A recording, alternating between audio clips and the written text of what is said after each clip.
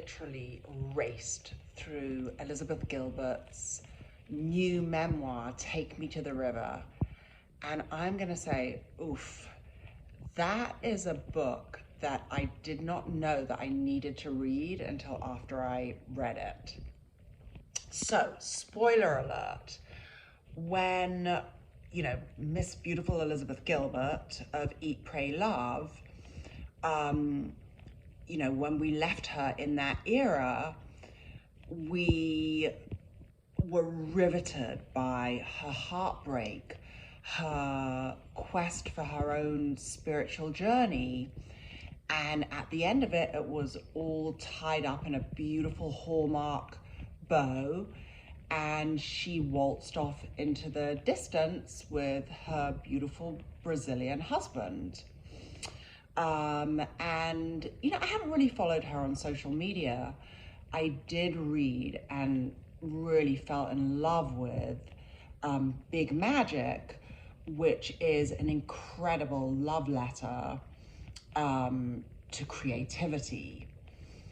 So last week, I kind of listens to podcasts on Spotify, and it always just kind of rolls over into the podcast that I usually listen to. So Elizabeth Gilbert and Oprah tripped into my ears, and suddenly I find out that Elizabeth Gilbert has shaved her head, fallen into love with a lesbian, and is in recovery. And I was like, what the actual fuck? This wasn't what I would have seen coming. So suffice it to say, Elizabeth Gilbert had come a long way from the rice paddies and healing broths of Thailand and the cannoli cream of Italy. And she had gone down a path that I for one, was not expecting. And I guess the one thing that I really want to kind of say at this juncture is when we open ourselves up, to read somebody's memoir or novel, we're opening ourselves up to the story that they are sharing with us. But that is also really filtered by all of our own life experiences and personal history. So, this is definitely not really a review of the book. It kind of is a review of the book, but it's really also kind of how my filter kind of brushed up against that book with really surprising effects to me. It really stirred something in me. So in Take Me to the River, Elizabeth Gilbert tells her deeply personal story of her own love addiction. And she's just such a soulful and beautiful storyteller. Had I read the jacket of the book, I would think it had nothing to do with me. But there's a line that she says, and I'm going to paraphrase. She says something to the reader like, I have a feeling that I may be you and you may be me. And truthfully, that is really the gist of it, because I would have thought from the kind of subject matter of the book, it would be nothing to do with me. And, probably nothing could be further than the truth, because this book really struck a nerve in me. So in my personal worldview, I often see the world in which women operate, I call it the princess matrix, because I feel that women are raised with so much emphasis on dating, getting engaged, getting married, the baby shower, the beautiful wedding, this whole kind of princess culture. And, there's just so much emphasis on societally in being partnered off, finding the one, true love with a capital L. And, women are really raised to have that value system in a world that is so different for men. I mean, a third of the information that is transmitted on the internet is porn.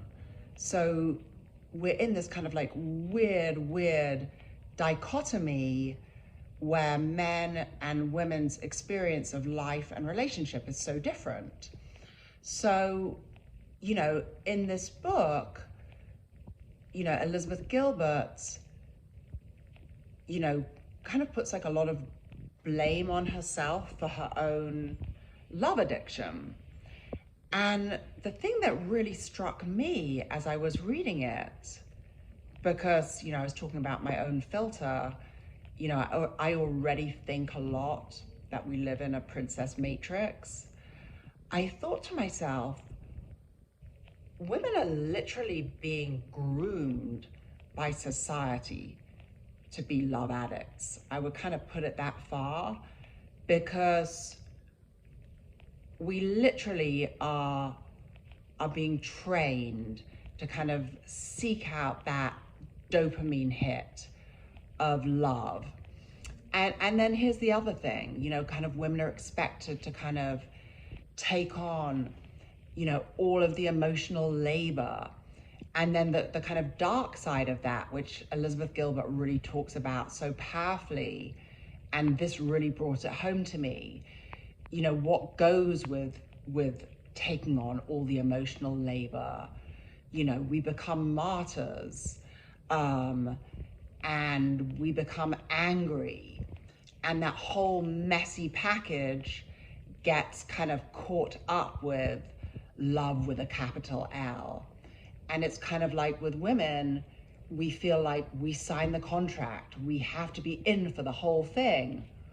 Whereas if a guy were to see a contract like that, a guy would take a red pen and scratch through tons of it and be like, I didn't sign up for that. So I think in the way in which she describes her love addiction, like it really brought it home to me. Like, I didn't think that was my problem, but I realized that I think it's kind of like a bill of goods that is sold to most women.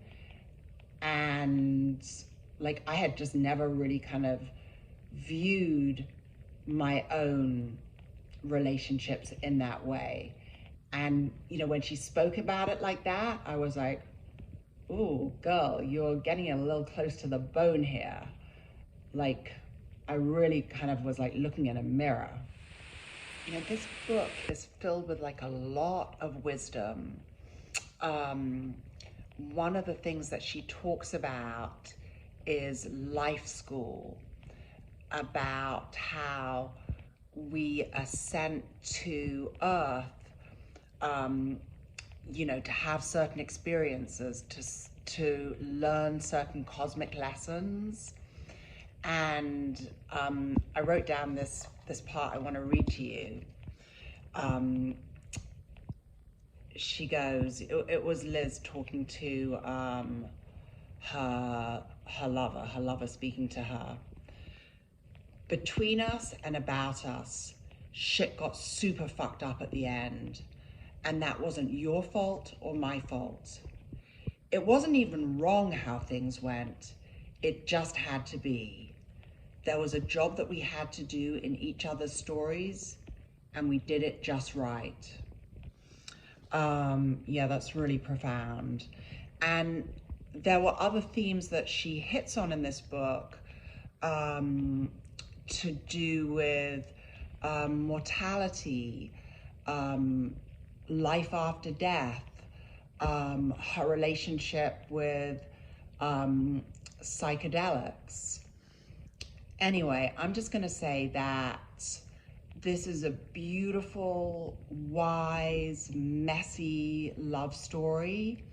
And I give it a 10 out of 10. I really love that, like on a personal level, it gave me a more nuanced understanding of what I call the princess matrix and women's relationship with love. You know, it's just a really beautiful read. I highly recommend it.